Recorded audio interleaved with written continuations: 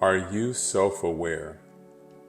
What is self-awareness and why does it matter for introverts and for people in general? That's what we're going to be talking about today on the Introvert Experience. What's up, everybody? This is Terrence, aka the Introvert Leader. Welcome to the Introvert Experience. And I wanted to talk a little bit today about self-awareness. And one of the reasons that I wanted to talk about this is I'm going to talk a little bit about a movie I recently saw called Inside Out 2.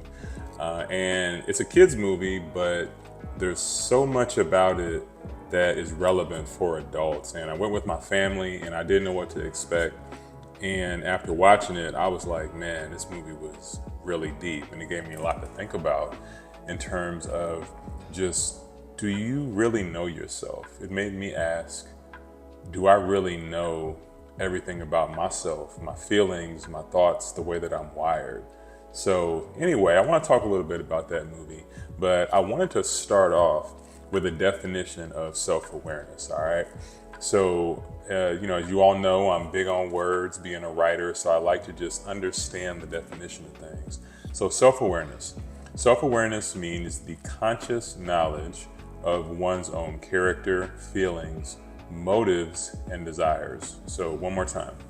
Self-awareness is the conscious knowledge of one's own character, feelings, motives, and desires.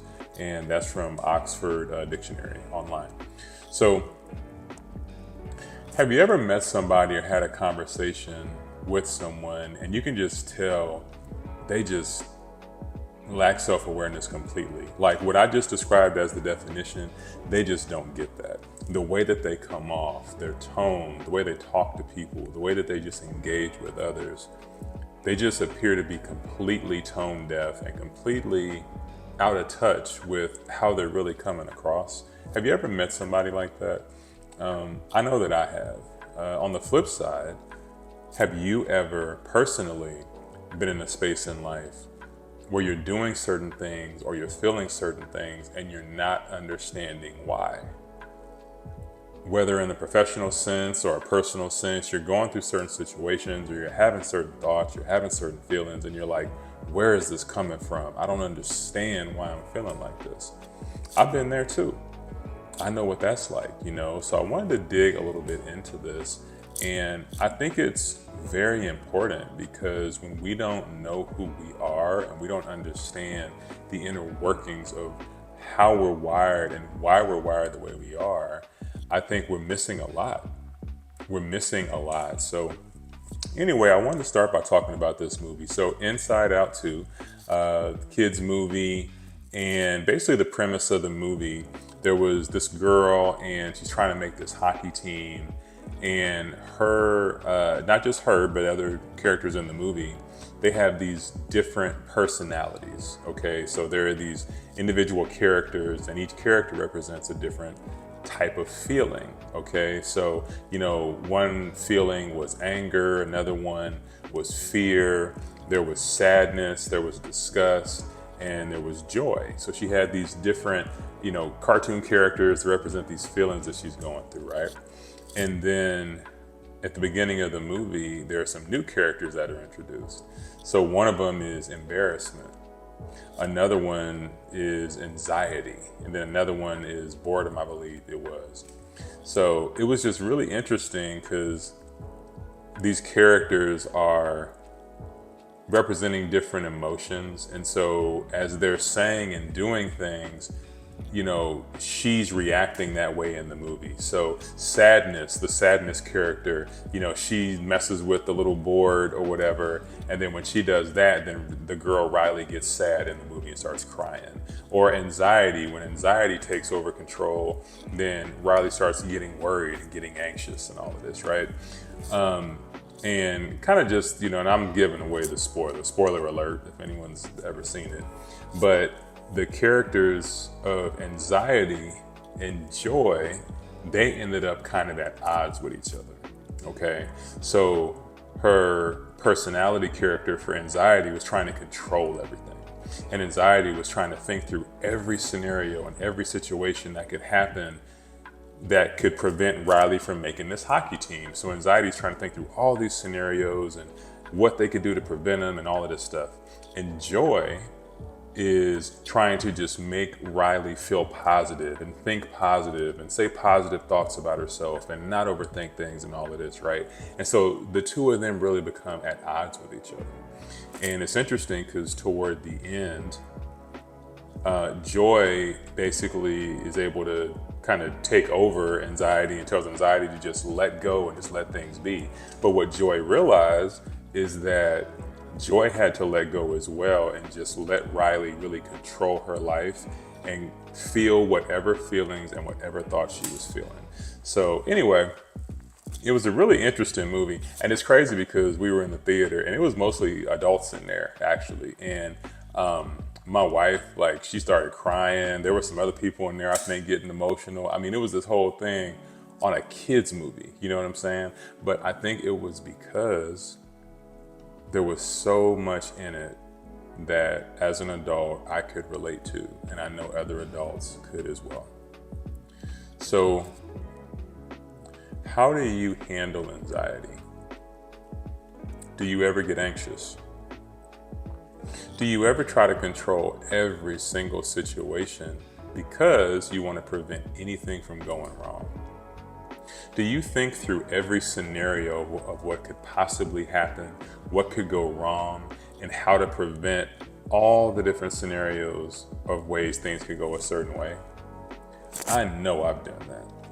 Now, I don't associate introversion necessarily with anxiety, because you can be an extrovert and have anxiety.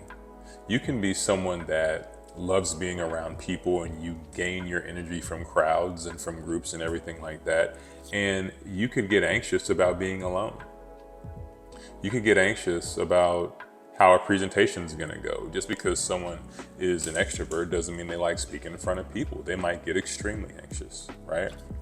There are so many different scenarios that we can try to play out in our minds. And what's crazy is a lot of times what we think could maybe possibly happen will never come true and never come to pass. And we lose sleep and we go through all of these things trying to fight something that may never even occur, right? How do introverts lead in an extroverted world? A world where the loudest voices and the most social people seem to thrive. Well, there's a secret that any introvert can turn into a superpower. That secret is calmness. To learn how to transform your leadership as an introvert, download the Calm Effect today.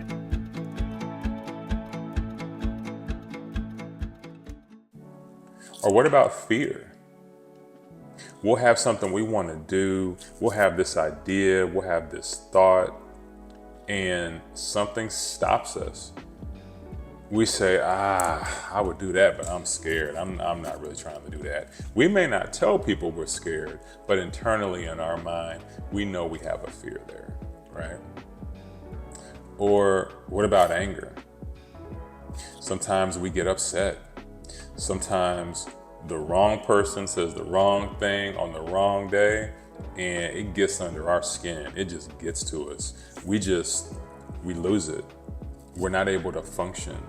Anger and just the negative emotions and those feelings begin to take over, and we're not able to calm down.